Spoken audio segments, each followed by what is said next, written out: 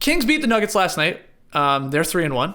Suns beat the Pelicans in the second game on TNT. They're 3-1. So of those two, Phoenix and Sacramento, more likely to make the West playoffs. If you had to pick one, what you got? Well, if I gotta pick one, I think the Suns are a lock. To me, the bubble does not seem like a mirage at all for Phoenix. They look professional. They look like they're on the same page. Cam Johnson has been really solid so far this season. He's rising up the ranks of handsome NBA players out there.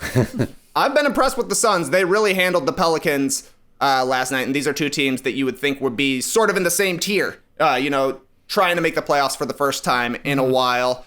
But the Suns look like a class ahead of the Pelicans. No doubt about it. That being said, I'm pretty impressed with the Kings so far. When De'Aaron Fox checks in the fourth quarter, he makes every single play that needs to be made. Buddy Hield has been solid for them. Yep. Harrison Barnes has been really good. But the big story last night was the Tyrese Halliburton coming out party. This guy does not look like a rookie at all. He's bossing around everybody else. He's saying, Hassan Whiteside, here's where you need to be. De'Aaron Fox, here's where you need to be. And he's played, 4 games now in the NBA. The Nuggets broadcast compared him to Andre Miller. I thought that was a nice comparison. I also saw somebody call him skinny Brandon Roy.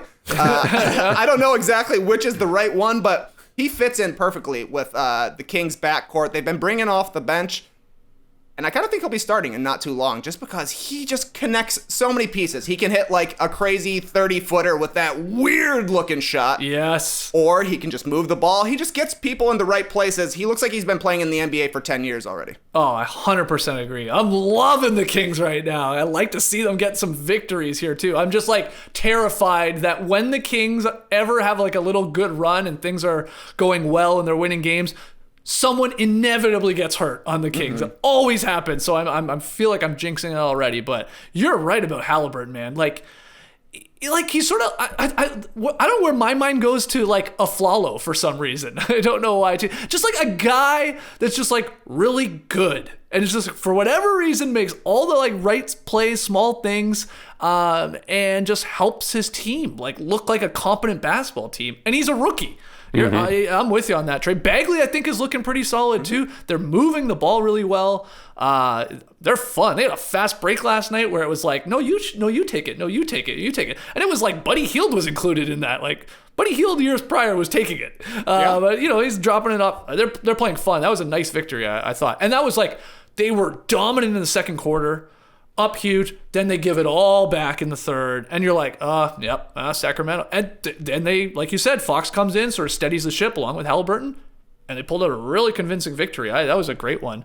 I'm high on the Kings right now, if you can't tell. But the Suns, I will say, Tass, before we get your answer on this one, I didn't watch that game. I see the box score in the morning, or see the score, excuse me, and I see the Suns punk them. I'm oh, Booker must have went for 35. Maybe Chris Paul had a triple-double or something.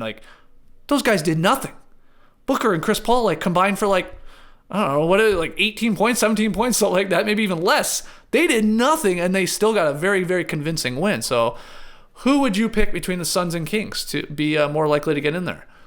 Yeah, the Suns are showing that they're a well-rounded team, kind of like the Bucks last night. They get 29 threes, and Giannis hits 0. Their best player doesn't contribute to the final storyline there. I think it's the Kings at this point. As far as a playoff team, the Suns, I do agree. The bubble was not a facade, but then you get Chris Paul in there. The only mistake they've made is that they didn't pick Tyrese Halliburton at the 10 spot when they had the chance, and they let him go to 12. A lot of people calling him the most polished player. Yeah, his form ain't all that good, but to me, even though his cousin is Eddie Jones, which is crazy. I didn't know that. I think he kind of looks like Doug Christie out there. And I don't think it's just because of the Kings. I think there's going to be a lot of split screens between Tyrese Halliburton and Doug Christie, just physically the look. But yeah, he's the adult in the room when he gets out there on the floor. Halliburton just ain't a beautiful town in Ontario. The guy is a good ball player. He just knows what to do out there. I don't know if he starts because then you piss off Buddy Hield again, and so I don't know what happens there. But yeah, he's not really like your prototypical come off the bench and fire away type guy because he's not necessarily a shooter, but the shots are going down right now. He's shooting 50% from three, 56% from the floor, and yeah, he's a perfect king at this point. A young guy who knows what he's doing, and that they've swung and missed over and over and over again in the draft, and to get him at 12 was a godsend for them. So they got to be pretty friggin' happy right now. And they beat a Nuggets team, that we should talk about. They came out of the gates last year really, really great on the defensive end. And now they're the exact opposite. They were a top 2 defense for a long time. Mm-hmm. Now they're a bottom 3 defense. And I think that has to do with Jeremy Grant and Torrey Craig not being there and Michael Porter being in that starting lineup and them just not gelling on that page. That was definitely the worry with Porter going into the starting lineup. Mm-hmm. And they're going to kill people on the offensive end. The question is the defensive end. And even though Jokic looks like an MVP candidate, It's got to be a team effort on that end, and I'm shocked with Jamal Murray out that they couldn't pick it up, because you would just think, oh, we're going to rally around our superstar not being in the lineup. That was a bad loss for them. Lee, more likely to make the West playoffs. Is it the Suns or the Kings? I have to go with Chris Paul on the Suns. I just have to, because there's something a little bit more reliable about him being there, just getting that team over the line. The Kings, it's been great, no question. They've been fun to watch, but it just feels like we've seen this before a couple of times, and then all of a sudden it just completely, the wheels fall off.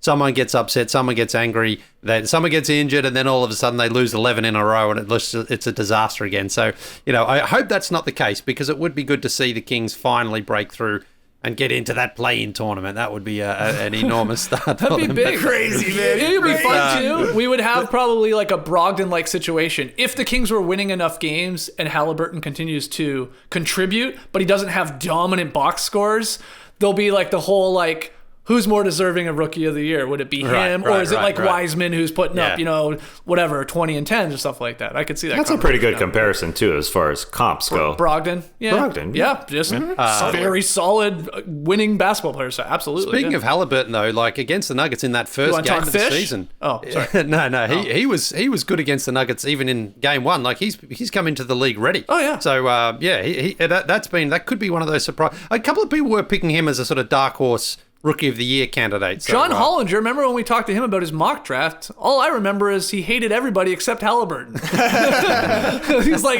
he's the only good player in this draft. I mean, I'm kidding a little bit, but yeah, I know you're right. People were high. Yeah,